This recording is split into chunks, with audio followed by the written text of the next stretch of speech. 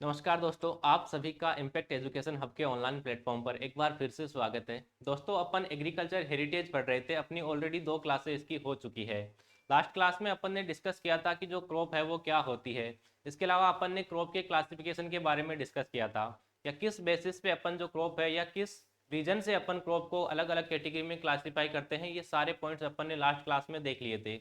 इसके अलावा क्लासिफिकेशन में भी अपन ने कुछ चीज़ें देख ली थी कि जैसे अपन ने देखा था क्लासिफिकेशन, एक तो सीजन के बेसिस पे, यानी जो क्रॉप्स है अपनी कौन से मौसम में अपन कौन सी ऋतु के अंदर लगाते हैं उसके बेसिस पे अपन ने क्रॉप का क्लासिफिकेशन लास्ट क्लास में डिस्कस कर लिया था। इसके अलावा अपन ने देखा था लाइफ साइकिल के बेसिस पे, जीवन चक्र के आधार पर अपन ने क्रॉप का क्लासिफिकेशन है वो लास्ट क्लास में देख लिया था। इसके अलावा अपन ने देख लिया था ओरिजिन के बेसिस पे, यानी उत्पत्ति के आधार पर क्रॉप का क्लासिफिकेशन। ये 3 प्रकार के क्लासिफिकेशन है वो लास्ट क्लास में अपन ने देख लिए थे। आज की क्लास में अपन जो नेक्स्ट क्लासिफिकेशन है क्रॉप का उनके बारे में डिस्कस करते हैं। तो सबसे पहले अपन बात करते हैं बोटनिकल क्लासिफिकेशन की। बोटनिकल क्लासिफिकेशन, या हिंदी में आप इसको कह सकते हो वानस्पतिक वर्गीकरण। वानस्पतिक वर्गीकरण। और ये इम्पोर्टेंट है दोस्तों, क्योंकि जोधपुर एग्रीकल्चर यूनिवर्सिटी द्वारा लास्ट ईयर जो फर्स्ट ईयर सेमेस्टर का एग्जाम हुआ था आपके फर्स्ट सेम का, उसके अंदर बड़ा क्वेश्चन ये पूछा गया था। 15 नंबर का ये क्वेश्चन पूछा गया था कि क्रॉप का बोटनिकल क्लासिफिकेशन है वो डिस्क्राइब कीजिए, कौन कौन से बेसिस पे या कौन कौन सी फैमिली है, कौन सी क्रॉप है वो कौन सी फैमिली के अंदर आती है। ये क्वेश्चन बड़ा क्वेश्चन पूछा गया था। मैंने आपको ऑलरेडी बताया था लास्ट क्लास में कि जो क्रॉप का क्लासिफिकेशन है उसमें डेफिनेटली आपके बड़ा क्वेश्चन है वो आने वाला है। यानी इस चैप्टर से 15 नंबर का क्वेश्चन है वो डेफिनेटली आपको मिलने वाला है। इसके अलावा कुछ डेफिनेशंस है वो भी आपको एग्जाम में मिलने वाली है। तो ये चैप्टर बहुत ही इंपॉर्टेंट है। 20 नंबर आप मान के चलो इस चैप्टर से कम 20 नंबर के जो क्वेश्चन है वो इस चैप्टर से आपके एग्जाम में आने वाले हैं। तो आपको इस चैप्टर को अच्छे से पढ़ना है। तो चलिए बात करते हैं सबसे पहले बॉटनिकल क्लासिफिकेशन की। बॉटनिकल क्लासिफिकेशन या वानस्पतिक वर्गीकरण की। तो इसमें देखो, समझने वाली चीजें हैं वो बहुत कम है। इसमें केवल आपको याद करना पड़ेगा, और ये आपको याद करना ही पड़ेगा, क्योंकि ये चीजें आपकी जब तक आप बीएससी एग्रीकल्चर करोगे या कोई कम्पिटिटिव एग्जाम दोगे लास्ट तक आपके साथ जाने वाली है। ऐसा नहीं है कि केवल अभी काम में आएगी, ये लास्ट तक चीजें हैं वो काम में आने वाली है। तो आपको ये चीजें याद करनी ही पड़ेगी। इसमें जैसे सबसे पहले अपन बात करते हैं पोएसी या ग्रेमनी फैमिली की। तो पोएसी या ग्रेमनी फैमिली है, इसमें कौन कौन सी फसलें आती है ये चीज़ें आपको याद करनी पड़ेगी। तो देखते हैं इसमें कौन कौन सी फसलें आती है। तो इसमें राइस आता है, वीट आता है, ओट आती है, बार्ले आती है, मेज आती है, शुगर कैन, सोरगम। ये सारी जो फसलें हैं वो पोएसी या ग्रेमनी कुल के अंदर आती है। तो आपको ध्यान रखना है कि ग्रेमनी फैमिली है, ग्रेमनी कुल है, उसमें कौन कौन सी फसलें हैं वो आती है। नेक्स्ट अपन बात करते हैं पेपियोनेसी या लेग्यूम्स फैमिली। लेग्यूम्स यानी आपको याद रख सकते हो दलहनी। जितनी भी दलहनी क्रॉप्स हैं, दाल वाली जो फसलें हैं वो लेग्यूम्स फैमिली से होती है। जैसे पी है, काउपी है, पिजन पी है, ग्राउंड नट है, बरसीम, लेंटिल, ढेंचा। ये सारी जो क्रॉप्स है वो पेपियोनेसी या लेग्यूम फैमिली के अंदर आती है। नेक्स्ट अपन बात करते हैं कुकर बिटेसी फैमिली की। इसमें मस्टर्ड आता है, तोरियां आती है, रेडिस आती है, केबेज आती है, और कॉलीफ्लावर यानी फूल गोभी आती है। तो ये सारी चीज़ें हैं वो कुकर बिटेसी फैमिली के अंदर आती है। इसके अलावा नेक्स्ट अपन देखते हैं कुकर बिटेसी और ग्राउंड ग्राउंड गार्ड फैमिली। इसके अंदर आता है स्वीट गार्ड, बीटर गार्ड, और पंपकिन यानी कद्दू। ये सारी जो फसलें हैं वो कुकर बिटेसी या गार्ड फैमिली के अंदर आती है। नेक्स्ट बात करते हैं मालवेसी फैमिली की, और ये इंपॉर्टेंट है। मालवेसी फैमिली और सोलेनेसी फैमिली, तो ये चीज़ें हैं वो कम्पिटिटिव एग्जाम्स में भी पूछी जाती है। जैसे आपसे पूछ लेंगे कि ओकरा है या लेडी फिंगर, जिसको आप कह सकते हो भिंडी, हिंदी के अंदर इसको कहते हैं भिंडी। लेडी फिंगर को ही भिंडी कहते हैं या ओकरा कहते हैं। इसके अलावा कॉटन है, वो कौन से कुल की फैमिली, कौन से कुल की क्रॉप है। तो आपको ध्यान रखना है ये मालवेसी फैमिली की है, मालवेसी कुल की है। लेडी फिंगर या कॉटन है, दोनों किसकी है, मालवेसी कुल की फसलें हैं। नेक्स्ट है सोलेनेसी फैमिली। तो ये सोलेनेसी और मालवेसी जो फैमिली है इनमें से कम्पिटिटिव एग्जाम्स में क्वेश्चन पूछा जाता है। जैसे आपसे पूछ लिया पोटैटो है वो किस फैमिली से बिलोंग करता है। पोटैटो है, टोमेटो है, टोबैको है, चिल्ली है, ब्रिंजल है। ब्रिंजल यानी बेंगल, चिल्ली यानी आप जानते हो मिर्च है। ये सारी चीज़ें हैं वो किस में आती है, सोलेनेसी फैमिली के अंदर आती है। तो आप ध्यान रख सकते हो जो मैक्सिमम अपने जो सब्जी वाली फसलें हैं, ज़्यादातर जो फसलें हैं वो किस फैमिली से है? सोलेनेसी। सारी फसलें नहीं है, केवल जो अपन ज़्यादा काम में लेते हैं वो सारी जो फसलें हैं वो सोलेनेसी फैमिली से बिलोंग करती है। नेक्स्ट देखते हैं अपन टीलियसी फैमिली, और इसमें आता है जूट और सनहेम, यानी जो रेसे वाली फसलें हैं वो किस में आती है? टीलियसी फैमिली के अंदर आती है। दोनों से अपने को रेसा प्राप्त होता है, फाइबर प्राप्त होता है। नेक्स्ट है एस्ट्रेसी या कंपोजिटी फैमिली, इसमें सनफ्लावर आता है, सेफ्लावर आता है। नेक्स्ट है चीनोपोडियसी फैमिली, इसमें आता है बीट, सुगर बीट, स्पेंस, पालक। ये सारी जो फसलें हैं वो चीनोपोडियसी फैमिली के अंदर आती है। इसके अलावा अपन बात करें पेडिलिएसी की, इसमें आता है सिसेमम यानी तिल। जो तिल है वो सिसेमम है वो किस में आता है? पेडिलिएसी फैमिली से बिलोंग करता है। तो ये भी आपको ध्यान रखना है, इम्पोर्टेंट है।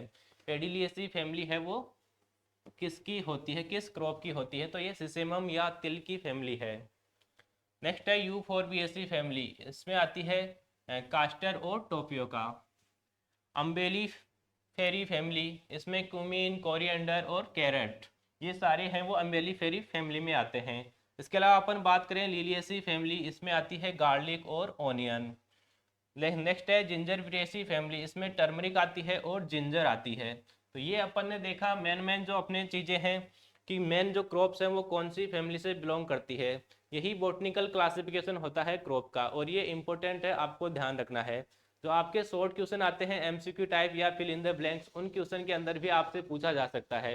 जैसे आपसे पूछ लिया टोबैको है वो कौन सी फैमिली से बिलोंग करता है। तो ये चीज़ें आपको ध्यान रखनी है दोस्तों। नेक्स्ट क्लासिफिकेशन की अपन बात करते हैं कॉमर्शियल क्लासिफिकेशन।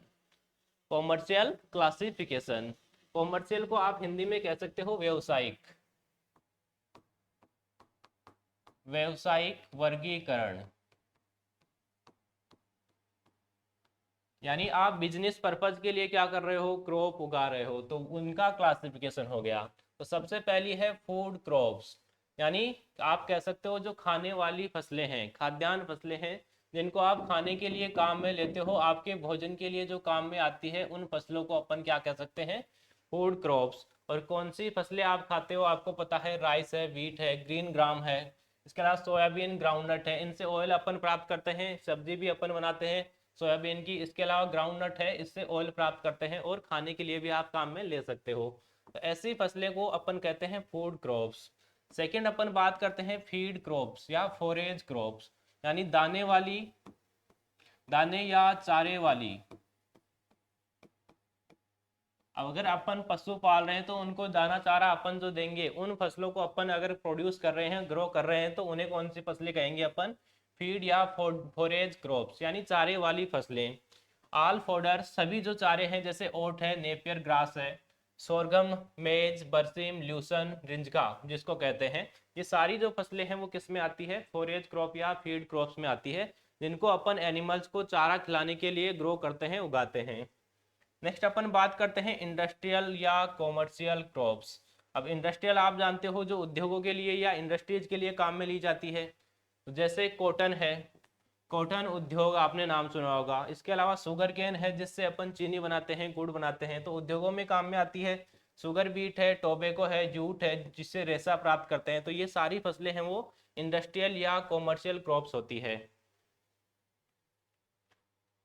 चलिए नेक्स्ट अपन बात करते हैं इकोनॉमिक क्लासिफिकेशन की।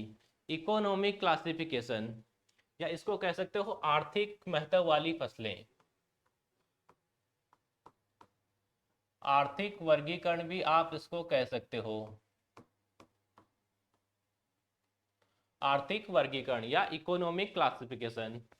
इसमें सबसे पहले अपन बात करते हैं सीरियल क्रॉप्स की। ऐसी फसलें जो खाने के लिए काम में लेते हैं, इनको खाद्यान्न फसलें भी कह सकते हो। खाद्यान्न फसलें, ऐसी फसलें जिनको आप खाने के लिए ग्रो करते हैं, उन फसलों को अपन कहते हैं cereal crops. Cereal are the cultivated grasses grown for their edible grains, यानी इनके जो ग्रेन्स हैं इनको खाने के लिए अपन काम में लेते हैं, तो उन फसलों को अपन रखते हैं सीरियल क्रॉप्स के अंदर। जैसे आपने देखा होगा राइस है, इसको खाने के लिए काम में लेते हैं। व्हीट है, गेहूं है, अपना खाने के लिए काम में लेते हैं। मेज है, बार्ले है, जो है, इनको अपन खाने के लिए काम में लेते हैं, इनके जो ग्रेन्स है वो खाने के लिए काम में लेते हैं। तो इन फसलों को अपन कहते हैं सीरियल क्रॉप्स या खाद्यान्न फसलें।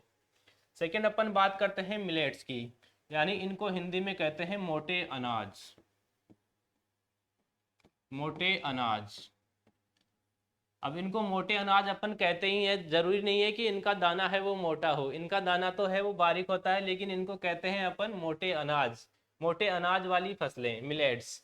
स्मॉल ग्रेन सीरियल्स, ये क्या है, ये भी खाद्यान्न फसलें ही है, लेकिन कैसी है, स्मॉल ग्रेन। इनके जो ग्रेन होते हैं, दाने होते हैं, वो छोटे होते हैं, जैसे बाजरा है, रागी है। तो इनको मिलेट्स के अंदर रखा जाता है, हिंदी में कहा जाता है इनको मोटे अनाज।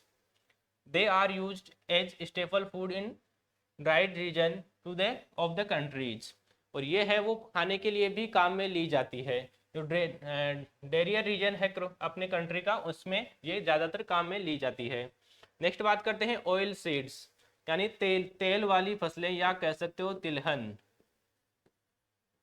तिलहन फसलें ऐसी फसलें जिनसे अपन क्या प्रोड्यूस करते हैं, क्या उत्पादन करते हैं, उनसे तेल प्राप्त करते हैं, तो उन फसलों को अपन कहते हैं ऑयल सीड क्रॉप्स।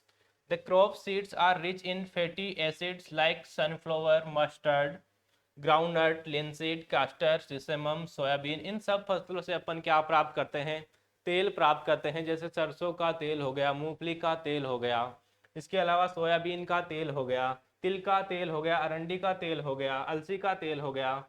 ये सारी जो फसलें हैं जिनको अपन ऑयल प्रोड्यूस करने के लिए उगाते हैं या तेल प्राप्त करने के लिए उगाते हैं, उन फसलों को कहा जाता है तिलहन फसलें। नेक्स्ट बात करते हैं पल्सेज की। पल्सेज यानी दलहनी। दलहनी फसलें ऐसी फसलें जिनको अपन दाल प्रोड्यूस करने के लिए उगाते हैं, उन फसलों को अपन रखते हैं दलहनी फसलों के अंदर। Seeds of leguminous crops plant use as food.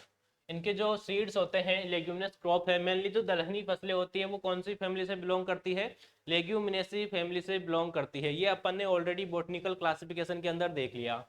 तो ये जो फसलें हैं वो लेग्यूमिनेसी कुल की होती है, और इनके जो सीड होते हैं उनको अपन फूड के रूप में काम में लेते हैं।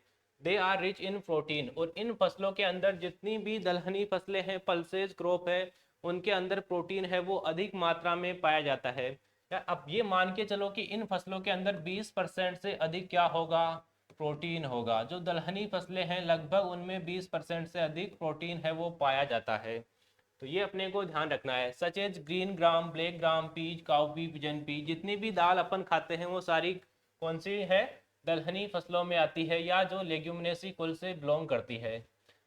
नेक्स्ट अपन बात करते हैं फीड और फोरेज फसलों की। ये अपन ने ऑलरेडी पहले देख लिया। जो चारे वाली या दाने वाली फसलें हैं, जिनको अपन पशुओं के लिए चारे दाने के लिए उगाते हैं, उन फसलों को अपन किस में रखते हैं, फीड फोरेज फसलों के अंदर रखते हैं। रेफर टू वेजिटेटिव मैटर और प्रिजर्व्ड। वेजिटेटिव का मतलब है जो पत्तियां है या शाखा है, तने हैं, उनको अपन बोलते हैं वेजिटेटिव पार्ट।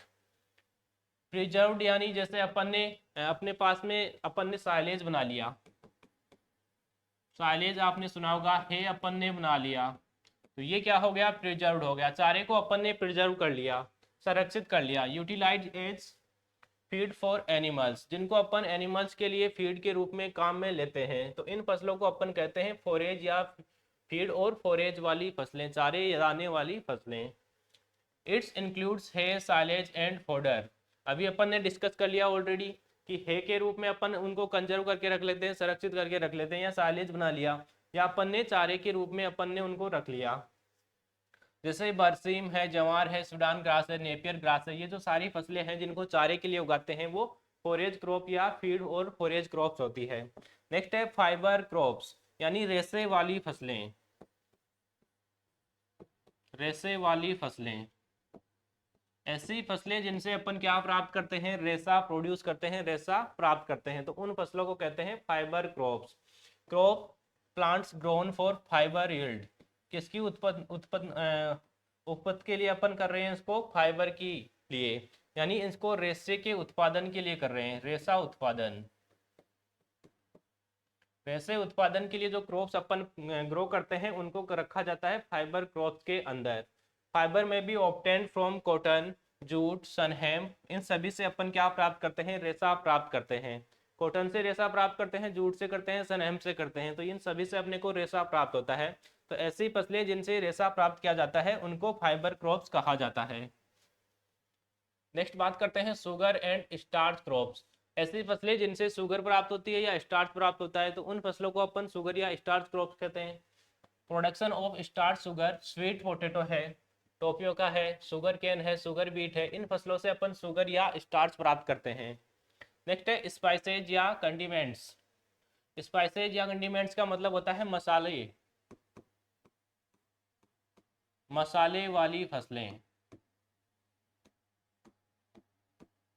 और मसाले आप सब जानते हो, ऐसी फसलें जिनको फ्लेवर के लिए या टेस्ट के लिए या उनमें जो अपनी जो प्रोडक्ट होता है उनको प्रिजर्व करने के लिए, उसमें कलर ऐड करने के लिए डाला जाता है, उन्हीं को अपन क्या कहते हैं?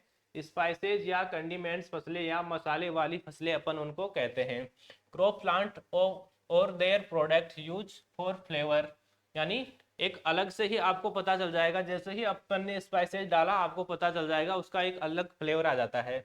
इसके अलावा टेस्ट आ जाता है, और ऐड कलर, और उसका रंग अपन उसमें ऐड कर सकते हैं। कोई भी प्रोडक्ट अपन बनाएंगे उसको फ्रेश रखने के लिए या उसको प्रिजर्व करने के लिए, लंबे टाइम तक उसको स्टोर रखने के लिए अपन ये मसाले हैं वो क्रॉप में मिलाते हैं, अपने प्रोडक्ट में मिलाते हैं। जैसे टर्मरिक है, क्यूमीन है, जैसे इन्हीं को अपन किस में रखते हैं? स्पाइसेज या कंडीमेंट्स क्रॉप्स के अंदर रखते हैं। नेक्स्ट है मेडिसिनल प्लांट्स, मेडिसिनल या औषधीय पौधे, या कह सकते हो औषधीय फसलें। ऐसी फसलें जिनको मेडिसिन बनाने के लिए या दवाइयां बनाने के लिए, औषधि बनाने के लिए काम में लेते हैं, उन्हीं फसलों को अपन क्या कह देते हैं? मेडिसिनल प्लांट्स कहते हैं। प्रिपरेशन ऑफ मेडिसिन, यानी जिनको दवाइयां बनाने के लिए काम में लेते हैं, जैसे एलोवेरा है, आप सब जानते हैं एलोवेरा मेडिसिन क्रॉप से मेडिसिन बनाने के लिए काम में लेते हैं। इसके अलावा अश्वगंधा है, पिथानिया सोमनीफेरा, तो ये भी मेडिसिन प्लांट है, मेडिसिन बनाने के लिए इसको काम में लेते हैं। और नेक्स्ट है बेवरेज, यानी पेय फसलें। ऐसी फसलें जिनसे अपन पेय पदार्थ बनाते हैं, पीने वाला, जैसे आप चाय पीते हो वो क्या है? कॉफी पीते हो वो क्या है? एक पेय पदार्थ है, बेवरेज है। Use for mild stimulating liquid, या लिक्विड भी बोल सकते हो, लिक्विड भी बोल सकते हो। माइल्ड स्टिमुलेटिंग का मतलब है हल्का उत्तेजक, हल्का उत्तेजक, जो आपको उत्तेजना का अनुभव करवाएगा। जैसे ही आप चाय पीते हो आपके अंदर जोश आ जाता है, आपको एक अलग ही नशा हो जाता है, तो उसी को कहते हैं स्टिमुलेटिंग, उत्तेजक कहते हैं। तो ये उत्तेजना का काम करती है। जैसे चाय है, कॉफी है, कोका है, ये सारी जो फसलें हैं वो किस में रखते हैं? अपन बेवरेज या पेय फसलों के अंदर रखते हैं। और नेक्स्ट अपन बात करते हैं स्पेशल पर्पज, यानी जो क्रॉप्स है उनके स्पेशल पर्पज के आधार पर अपन ने क्रॉप का वर्गीकरण किया है, या विशेष उपयोग कह सकते हो, विशेष उपयोग।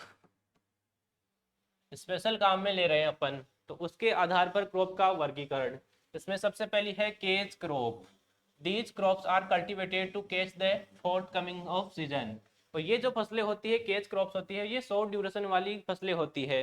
बीच का जो गैप होता है 2 सीजन के बीच का, तो उनके बीच में अपन कुछ टाइम के लिए एक अलग क्रॉप लगा देते हैं, उस फसल को अपन कहते हैं केज क्रॉप।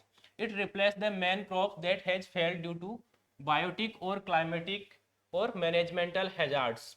ऐसी फसलें जो कम समय के अंदर ग्रो करती है, जैसे अपन ने कोई मेन क्रॉप लगाई और वो फेल हो गई अपनी किसी भी कारण से, इन्वायरमेंटल हो सकता है, जैसे ज़्यादा बारिश आ गई, बाढ़ आ गई, इसके अलावा जैसे ओलावृष्टि हो गई, तो उसके कारण अपनी जो मेन क्रॉप है या उसमें कोई डिजीज लग गया, वो बिल्कुल अपनी खत्म हो गई है, तो उस केस में अपन कौन सी क्रॉप लगा लेते हैं? केज क्रॉप्स हैं वो लगा लेते हैं।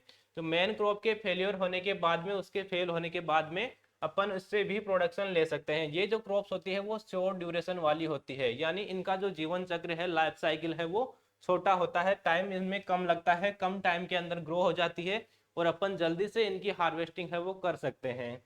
क्विक ग्रोविंग, जल्दी से ग्रो करती है, जैसे ग्रीन ग्राम है, ब्लैक ग्राम है, काउपी है, ऑनियन, कोरिएंडर एंड बाजरा, ये सारी जो फसलें हैं वो शॉर्ट ड्यूरेशन क्रॉप्स के अंदर अपन रखते हैं। बाजरा वैसे इसमें नहीं आता है, आपको ध्यान रखना है, बाजरा इसमें आपको छोड़ देना है। नेक्स्ट अपन बात करते हैं कवर क्रॉप्स की। अब कवर का मतलब आपको सबको पता है, कवर मतलब कवर का मतलब आपको सबको पता है already. These crops plant which are able to protect the soil surface from erosion। ऐसी फसलें जो अपनी सॉइल है उसको बिल्कुल कवर कर लेती है ऊपर से, यानी जिनका वेजिटेटिव पोर्शन है वो ज़्यादा होता है।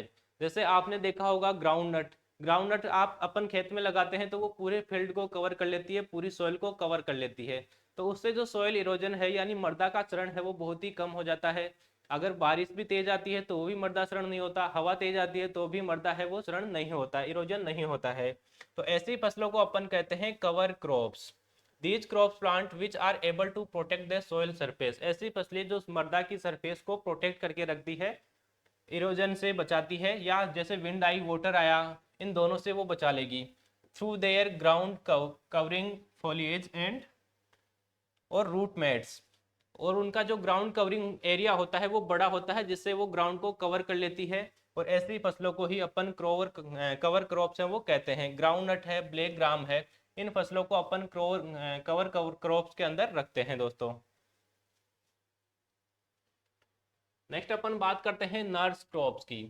ए companion crops nurse the main crops by the way of nitrogen fixation and adding the organic matter into the soil. ऐसी फसलें जो अपन लगाते हैं मेन क्रॉप के साथ में, अपन ने मेन क्रॉप लगा ली, उसके साथ में अपन ने कोई दूसरी क्रॉप लगा ली, तो वो जो मेन क्रॉप है उसके प्रोडक्शन को वो बढ़ा देती है, उसको न्यूट्रिएंट्स है वो प्रोवाइड करवाती है जो दूसरी अपन ने क्रॉप लगाई है। तो उस फसल को कहते हैं अपन नर्स क्रॉप, यानी मेन क्रॉप है उसको न्यूट्रिएंट प्रोवाइड करवाने का जो काम करती है, ज़्यादा मात्रा में उसको ऑर्गेनिक मैटर है वो प्रोवाइड करवाती है, उन फसलों को कहते हैं नर्स क्रॉप। जैसे काउपी इंटरक्रॉप्ड विथ सीरियल, यानी अपन ने जो खाद्यान्न फसलें लगाई है, सीरियल क्रॉप्स अपन ने लगाई है, उसके साथ में अपन ने काउपी लगा दी, तो काउपी है वो नाइट्रोजन प्रोवाइड करवाने का काम करेगी या नाइट्रोजन फिक्सेशन का काम करेगी, जिससे अपनी क्रॉप है वो जल्दी ग्रो होगी, उसका प्रोडक्शन है वो बढ़ जाएगा। नेक्स्ट अपन बात करते हैं गार्ड या बैरियर क्रॉप्स। और गार्ड का मतलब आपको पता ही है गार्ड क्या काम करता है। These crops plant help to protect another crops from tree spacing और restrict the speed of wind and thus prevent crop damage. ये जो गार्ड या बैरियर फसलें होती है ये क्या करती है, जैसे अपन ने मेन क्रॉप लगा ली, मान लो ये अपना खेत है, इसमें अपन ने मेन क्रॉप लगा रखी है, तो ये जो गार्ड या जो अपने कवर बैरियर क्रॉप्स है ये अपन जो मेन क्रॉप अपन ने लगाई है उसके चारों ओर एक अलग से अपन फसल लगा देंगे। अगर तेज हवा आती है तो उसके कारण जो अपनी मेन क्रॉप है वो गिरेगी नहीं, उन जो मेन क्रॉप है उनको कवर करके ये रखती है, प्रोटेक्ट करके रखती है। तो ऐसी फसलों को अपन कहते हैं गार्ड या barrier crops. Main crops in the centre surrounded by the hardy crops. अपन ने लगा दिया मेन क्रॉप को, आपको आपको बीच के अंदर लगाना है, सेंटर में लगाना है, और उसके चारों ओर अपन ने हार्डी क्रॉप्स लगा दी जो तेज बारिश से भी तेज आंधी से भी है वो प्रोटेक्ट करती है अपनी मेन क्रॉप्स को। जैसे sorghum around cotton, sunflower around gram. अपन ने सोरगम लगा दिया, कॉटन के खेत के चारों ओर अपन ने क्या लगा दिया, सोरगम लगा दिया। इसके अलावा सेफ्लावर लगा दिया अपन ने ग्राम के खेत के, चने के खेत के चारों ओर। तो ये जो फसल है वो गार्ड फसल या बैरियर क्रॉप्स होती है, जो मुख्य फसल को बचा के रखती है, उन फसलों को अपन गार्ड या बैरियर क्रॉप कहते हैं। नेक्स्ट है ट्रैप क्रॉप। अब ट्रैप का मतलब आपको पता है, ट्रैप मतलब फंसना या फंसाना। ऐसी फसलें जो फंसाने का काम करती है, फंसाने वाली है भाई ये तो ये फंसाने का काम करेगी। किसको फंसाएगी, कोई इंसेक्ट है, पेस्ट है, तो उसको फंसाने का काम करेगी। मेन क्रॉप के साथ में अपन ऐसी फसलें लगा देते हैं जो इंसेक्ट को फंसा लेती है या इन बीमारियां हैं जो उनको कम कर देती है, तो उन क्रॉप को कहा जाता है ट्रैप फसलें। These crops plant are grown to the trap soil borne harmful parasitic weeds. इसके अलावा ये वीड्स को भी वो फंसा सकती है, जो वीड की ग्रोथ है उनको रोक देती है। जैसे Orobanche and Striga are trapped by solanaceous and sorghum crops respectively. जैसे ओरोबैंकी है, जैसे उसके लिए अपन ने सोलेनेसी क्रॉप्स है वो लगा दी खेत के अंदर, ओरोबैंकी, इसके अलावा स्ट्राइगा है उसके लिए अपन ने सोरगम है वो लगा दिया खेत के अंदर, तो ये उनकी ग्रोथ को रोक देते हैं, तो उन फसलों को कहा जाता है trap crop. Nematodes are trapped by solanaceous crops. इसके अलावा जो अपने सब्जियां होती है उनके अंदर जो निमेटोड्स लगते हैं तो उनके चारों ओर अपन सोलेनेसी क्रॉप्स है वो लगा देते हैं। फील्ड के अंदर सोलेनेसी क्रॉप लगा देते हैं तो वो निमेटोड से प्रोटेक्ट करके रखती है अपनी मेन फसल को। उसी को अपन कहते हैं ट्रैप क्रॉप, यानी जो निमेटोड आता है उसको ये पकड़ लेती है, वहीं तक अपने आप तक रोक लेती है, आगे जाने से उसको रोक देती है। Castor in cotton groundnut act as a crop for army worm pest. Groundnut है जो आर्मी वॉर्म पेस्ट होता है उससे बचाने का काम करती है। नेक्स्ट है augmenting crops. Augmenting these sub crops are sown to supplement the yield of main crops. ऐसी फसल जो मुख्य फसल का उत्पादन बढ़ा देती है, उत्पादन बढ़ाने के लिए अपन लगाते हैं, उस फसल को कहते हैं दोस्तों ऑग्यूमेंटिंग क्रॉप्स। ऐसी फसल जो मेन क्रॉप अपन ने लगाई है उसका प्रोडक्शन है, उसकी यील्ड है, उसको बढ़ा देती है। These sub crop are sown to supplement the yield, यानी जो मुख्य फसल है उसके उत्पादन को बढ़ाने के लिए अपन लगाते हैं, उन फसलों को कहते हैं ऑग्यूमेंटिंग क्रॉप्स। जैसे मस्टर्ड और cabbage with berseem to augment the forage yield of berseem. Mustard और केबेज अपन अगर लगा देते हैं बरसीम के खेत के अंदर, तो जो बरसीम है तो अपने को ज्यादा मात्रा में फॉरेज प्राप्त होगा, ज्यादा मात्रा में अपने को चारा है वो प्राप्त होगा। ये बरसीम के उत्पादन को, उसकी यील्ड को बढ़ा देती है। नेक्स्ट बात करते हैं ग्रीन मैन्योर क्रॉप्स की, यानी हरी खाद वाली फसलें। हरी खाद वाली फसलें, इन फसलों में अपन क्या करते हैं, इन फसलों को अपन लगा लेते हैं फील्ड के अंदर, और जब ये ग्रीन स्टेज में होती है तब अपन इनको फील्ड के अंदर ही दबा देते हैं, तो उन्हीं को कहा जाता है हरी खाद वाली फसलें। These crops are buried in the soil well still green in order to improve the soil properties as well as increase of organic matter content। buried का मतलब होता है दबाना, यानी जो फसल है अपनी हरी अवस्था में है, हरी अवस्था में अपन फसल को खेत के अंदर दबा देते हैं, जिससे फसल जो अपना खेत है उसके अंदर एक तो सॉइल की जो प्रॉपर्टीज है वो बढ़ेगी। सॉइल प्रॉपर्टी जैसे उसकी वाटर होल्डिंग कैपेसिटी, पानी की ग्रहण करने की क्षमता है, जल धारण क्षमता है वो बढ़ जाएगी। इसके अलावा सॉइल टेक्सचर है वो अच्छा होगा, तो ये सारी चीजें हैं वो बढ़ जाती है। इसके अलावा ऑर्गेनिक मैटर है वो सॉइल के अंदर बढ़ जाता है, जिससे अपन जो मेन क्रॉप आगे लगाते हैं तो उसका प्रोडक्शन है वो बढ़ जाता है, उसको न्यूट्रिएंट्स है वो अच्छे से प्राप्त होते हैं। तो ऐसी फसलें जिनको खेत में हरी अवस्था में दबा दिया जाता है, उन फसलों को अपन कहते हैं ग्रीन मैन्योर क्रॉप्स। नेक्स्ट है केस क्रॉप, जिनको कहते हैं नकदी फसलें। ऐसी फसलें जिनसे पैसा अपने को प्राप्त होता है, पैसे प्रोडक्शन के लिए अपन या पैसे के लिए अपन उनको उगाते हैं, केस क्रॉप कहते हैं। These are the crops grown to the generate cash. ऐसी फसलें जिनसे अपन केस प्राप्त करने के लिए उनको लगाते हैं, पैसे प्राप्त करने के लिए अपन उनको लगाते हैं, तो उन फसलों को कहते हैं केस क्रॉप या नकदी फसलें। Cash crops are usually related to location. अलग अलग लोकेशन पे अलग अलग केस क्रॉप हो सकती है। Example cash crops are chilli for Andhra Pradesh. जैसे आंध्र प्रदेश है उसमें चिल्ली है वो सबसे ज़्यादा लगाई जाती है, मिर्च वहाँ पे सबसे ज़्यादा लगाई जाती है, वो एक केस क्रॉप हो गई वहाँ के लिए। इसके अलावा jute and potato in West Bengal, cotton in Maharashtra, Maharashtra में सबसे ज़्यादा कॉटन लगाया जाता है। इसके अलावा sugarcane in UP, UP में शुगर कैन है वो एक केस क्रॉप के रूप में काम में ली जाती है। यानी डायरेक्ट जो फार्मर होता है वो अपने घर पे इन क्रॉप्स को काम में नहीं लेता है, वो डायरेक्ट इंडस्ट्री में या मार्केट में सेल कर देता है। तो ऐसी फसलों को अपन कहते हैं केस क्रॉप, जिनसे अपने को पैसे प्राप्त होंगे। और लास्ट अपन बात करते हैं according to crop duration. Last जो अपना क्रॉप का क्लासिफिकेशन है वो है क्रॉप ड्यूरेशन के आधार पर, यानी जो अपनी फसल है वो कितने दिन की है, उसका जीवन चक्र है वो कितने दिन का है, उसके बेसिस पे एक क्रॉप है उस। तो सबसे पहले अपन बात करते हैं शॉर्ट ड्यूरेशन वाली क्रॉप्स। ऐसी क्रॉप्स जो 75 दिन के अंदर है वो हार्वेस्ट हो जाती है, या 75 दिन के अंदर ही वो परिपक्व हो जाती है, उन फसल को अपन कहते हैं very short duration crops. Very short duration crops, green gram और स्पेंस पालक है, ये दोनों वेरी शॉर्ट ड्यूरेशन वाली क्रॉप्स हैं। नेक्स्ट है शॉर्ट ड्यूरेशन क्रॉप्स, ऐसी फसलें जो जिनका जो पीरियड होता है वो होता है 76 से 100 डे का, जैसे अर्ली पोटैटो है। इसके अलावा मीडियम की बात करें तो 101 से 125 दिन जिनका जीवन चक्र होता है। लॉन्ग डे की अगर अपन बात करें तो ऐसी फसलें जो 125 या 126 से लेकर 150 दिन तक उनका जो लाइफ साइकिल है वो चलता है, जैसे टोबैको है, बरसीम है, इतने दिन में वो परिपक्व होती है, मैच्योर होती है। इसके अलावा वेरी लॉन्ग की अगर अपन बात करें तो ऐसी फसलें जो 150 से ज़्यादा दिन तक अपन फील्ड में उनको लगा के रखते हैं, फील्ड में उनको 150 से ज़्यादा दिन का टाइम लगता है, तो उन फसलों को अपन कहते हैं वेरी लॉन्ग पीरियड फसलें। तो ये अपन ने क्रॉप का क्लासिफिकेशन है वो देख लिया है, क्लासिफिकेशन अपना कंप्लीट हो गया है। तो ये एक इम्पोर्टेंट टॉपिक था, आपको अच्छे से इसको पढ़ना है क्योंकि मैक्सिमम नंबर आप इसमें से प्राप्त कर सकते हो एग्जाम में। डेफिनेटली आपके 15 से 20 नंबर के क्वेश्चन इस चैप्टर में से आने वाले हैं। नेक्स्ट क्लास में अपन नए टॉपिक के साथ में मिलते हैं, तब तक के लिए थैंक यू।